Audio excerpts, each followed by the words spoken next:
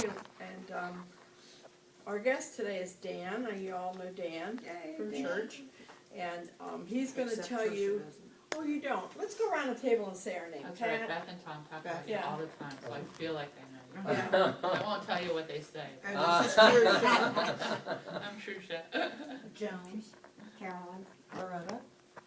And Robin is our Robin. camera person And Dan. today. Good. All right, now I welcome all of you to our program today. It's called Visit and Keep It Off. And it's a group of women at Restoration Church, not just women, we have men come off and on too. Feel free to come at 2:30, and you could call our church and they'll give you directions how to get here. And so now I would like to present our guest speaker, Dan. He's going to talk to us about how he got started on gluten-free program. Yes. Hi, Dan. Yes. Hi, Hi.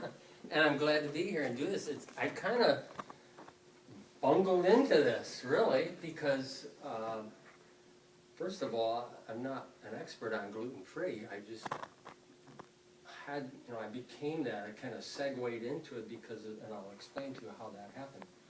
But also I was talking to Pat about it one day, and she says, we need you to come to our meeting. And I said, okay, I'd be glad to do that and share what I know. First of all, I'll kind of just give you my background, where I'm coming from when I talk today, is I believe in holistic medicine rather than going to an MD all the time. That's how I was brought up.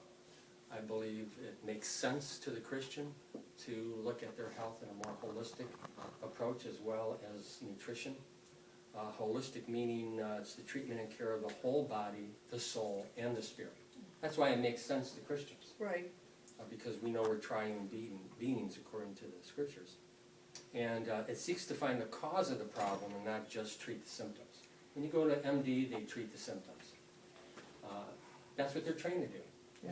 This is no criticism against MDs, but that's what they're trained to do. They diagnose your problem, and then they write you a prescription. I come from the standpoint where the last thing I want is a prescription. Okay, so when I go to the doctor, which I did this past summer, I needed a physical. I hadn't had one in a lot of years. But specifically, I was going to him because I was experiencing certain symptoms. And I'll tell you what they were. Chronic fatigue. I had this fatigue all the time. I'd wake up in the morning from 8 hours sleep and feel like I didn't sleep at all. Has anybody else experienced that? Yes. Okay. Another thing was what I call brain fog. It's like my thinking wasn't real clear.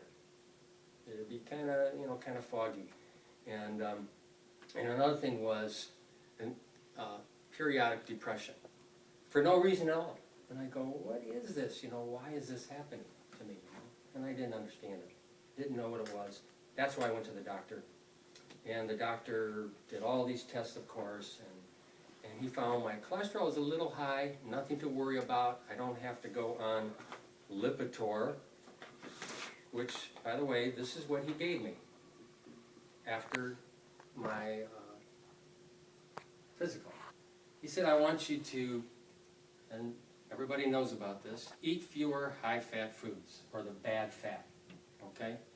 Choose foods higher in fiber. That's all good. Go easy on the salt and sugar. If you drink alcohol, do so in moderation.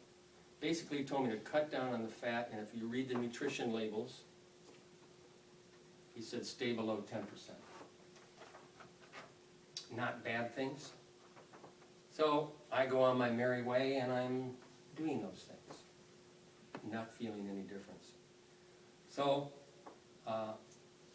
down the line a little bit, my daughter, I'm talking to her on the phone, and she says, she's having some really bad symptoms, real bad symptoms. She's having the same fatigue. She's having joint pain and swelling. She's having depression. She's having digestive problems. She's having the brain fog. She has thyroid disease. Thyroid disease runs in my family. But here's the thing, she was taking a synthetic thyroid and it was not, her thyroid was all out of kilter. This was all going on with her. So she finally went to what we call a holistic or natural doctor, which insurances don't pay for. And believe me, I didn't always believe in them. In fact, I used to call them witch doctors to my mom. I go, what are you going to that witch doctor for? And I've changed my mind since then. But anyway, she finally went, she was going to MDs, by the way, and they were barking up other trees. She finally went to this natural doctor. They did a hair analysis on her. They found out she's allergic to gluten and allergic to dairy. Well, let me tell you, if you are allergic to gluten and dairy, you're going to be changing your diet very radically. Very radically. So she was depressed even more about that, you know, when I talked to her on the phone. Of course, I prayed with her. I said, you can do this, you know, and of course she did a lot of research and she changed her diet. And all of those things are gone. Okay? Now, that's not why I went on the gluten-free diet. Her doctor told her about a book, and a friend of mine who's also on a gluten-free diet told me about the same book, and I said, well, I'm going to read that book, because I'm interested in this subject anyway. I don't mind reading about health. So, I bought the book.